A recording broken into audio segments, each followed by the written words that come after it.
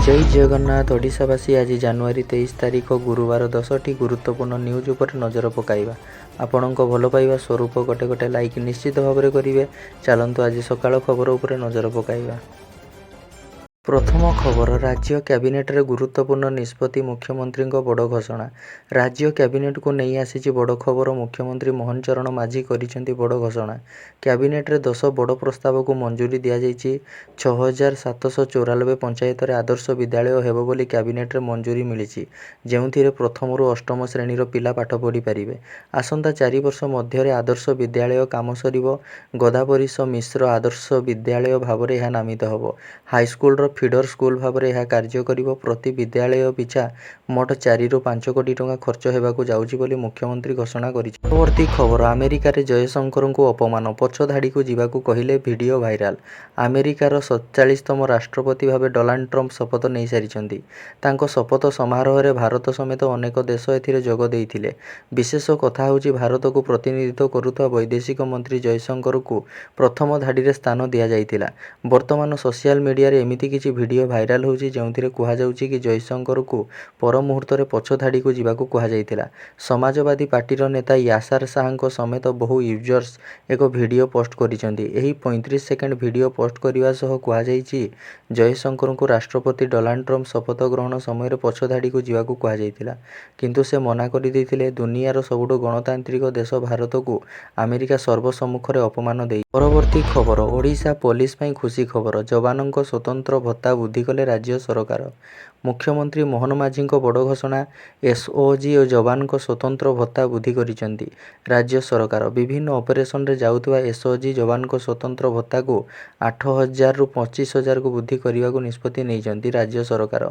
ए संपर्क मुख्यमंत्री social media platform X ray एक पोस्ट करिसेंती, जेउथिरे से ओडिशा पुलिस रो एसओजी जवान को खूब प्रशंसा करिसेंती। छत्तीसगढ़ रे सुरक्षा बाहिनी को मिलित ऑपरेशन रे 14 जन माओवादी निहत होइचंती। एथिरे जवान को भूमिका गुरुत्वपूर्ण कहिबा सह सेमानक पई एही बड़ घोषणा करिसेंती मुख्यमंत्री। परवर्ती खबर आमको भी दरकार सुभद्रा पैसा, 157 जन पुरुष करिसेंती आवेदन। सुभद्रा योजना को नहीं आसिला चांचल्य खबर। योजनार महिला माने आवेदन करुथुवा बेले वर्तमान पुरुष माने भी आवेदन करिसेंती। ए नै उपमुख्यमंत्री प्रभाती परिडा सूचना दैछंती। महिला माननको सशक्त करिया पई राज्य सरकारक द्वारा करा जाइतिवा सुभद्रा योजना पई राज्यर 157 जन पुरुष करिसेंती आवेदन।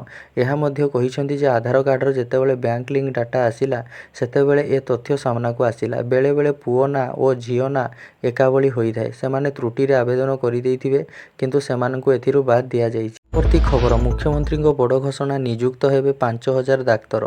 ओडिशा डाक्तरी स्वास्थ्य सेवा नियमावली 2017 संशोधित होइछि। पूर्वरु थिबा लेवल 7 को 6 को ह्रास पई निष्पत्ति निया जाइछि। एहा द्वारा डाक्तर नियुक्ति प्रक्रिया सहज होई परिबो। अधिक मेडिकल कॉलेज करी अधिक डाक्तर सृष्टि करिबो बोली कैबिनेट बैठक रे निष्पत्ति होइछि। खूब शीघ्र 5000 डाक्तर पद पूरण होबो बोली मुख्यमंत्री घोषणा करिसेंती। एथि सहित 124 डेंटाल डाक्तरों को मध्य नियुक्ति पई निष्पत्ति होइछि। परवर्ती खबर राज्य सरकारक बड़ निष्पत्ति, बंद होइजिबो अंगनवाड़ी केंद्र। राज्य सरकारक बड़ निष्पत्ति, बंद होइजिबो अंगनवाड़ी अर्थात स्कूल रे मिसिबो अंगनवाड़ी। ए नै बड़ सूचना दैछंती गणशिक्षा मंत्री नित्यानंद गंड। अंगनवाड़ी क्रमश स्कूल रे मिसिबो बोली कहिसेंती गणशिक्षा मंत्री। शिशु बाटिका भावे स्कूल रे चलिबो अंगनवाड़ी केंद्र। वर्तमान बाल बाटिका को राज्यर शिशु बाटिका कहा जाउछि। प्रथम पर्याय रे बाल बाटिका 3 लागू होउछि। प्राथमिक स्कूल परिसर रे हेबो शिशु बाटिका। आसंता एप्रिल रु शिशु बाटिका रे नाम लेखा आरंभ हेबो बोली मंत्री सूचना दैछन्। खबर एससी एसटी आईन मामला रे हाईकोर्ट को गुरुत्वपूर्ण राय। अनुसूचित जाति और जनजाति आईन अनुसार रुजु फौजदारी मामला रे अभियुक्तों को अदालत रे व्यक्तिगत हाजिरार मुक्त करा जाई पारिबो। एहाकू बारण करिवाकू कोनोसी आईनगत प्रतिबंधक नाही बोली ओडिशा हाईकोर्ट एक गुरुत्वपूर्ण राय दैछन्ती। सीआरपीसी रे थिबा व्यवस्था अनुसार एपरी मामला रे अभियुक्तों को अदालत रे प्रति तारीख रे व्यक्तिगत भावे हाजिरा पई बाध्य करा जाई पारिबो नाही। प्रति खबर बारवाटी रे भारत इंग्लैंड दिनिकिया, श्री जगन्नाथ को दियागला प्रथम टिकेट। आसंता फेब्रुआरी 9 तारीख रे बारवाटी रे भारत और इंग्लैंड मध्य रे दिनिकिया मैच खेला जिवो। एहार प्रथम टिकेट महाप्रभु श्री जगन्नाथ को प्रदान करा जायछि। ओडिशा क्रिकेट एसोसिएशन पक्षरु जगन्नाथ को प्रथम निमंत्रण दिया जायछि। ओसीए संपादक संजय बेहेरा पुरी जाई महाप्रभु को मैच रो प्रथम टिकेट प्रदान करिसेंती। ପରବର୍ତ୍ତୀ ଖବର ମୁଖ୍ୟମନ୍ତ୍ରୀଙ୍କ ବଡ଼ ଘୋଷଣା ରିହାତିରେ ବିଜୁଳି ବିଲ୍। ରାଜ୍ୟ କ୍ୟାବିନେଟକୁ ନେଇ ଆସିଛି ବଡ଼ ଖବର ମୁଖ୍ୟମନ୍ତ୍ରୀ ମୋହନ ମାଝୀ କରିଛନ୍ତି ବଡ଼ ଘୋଷଣା। କ୍ୟାବିନେଟରେ 10 ବଡ଼ ପ୍ରସ୍ତାବକୁ ଅନୁମୋଦନ ଦିଆଯାଇଛି। ଏନେଇ ନୂଆ ଶୀତଳ ଭଣ୍ଡାର ପାଇଁ ପ୍ରୋତ୍ସାହନ ଯୋଗାଇ ଦେବାକୁ କ୍ୟାବିନେଟରେ ମୋହର ବାଜିଛି। ଅନୁସୂଚିତ ଜାତି ଜନଜାତି ବର୍ଗଙ୍କ ପାଇଁ ବିନିଯୋଗ ପୁଞ୍ଜିର 60% ଛାଡ଼ କରାଯାଇଛି।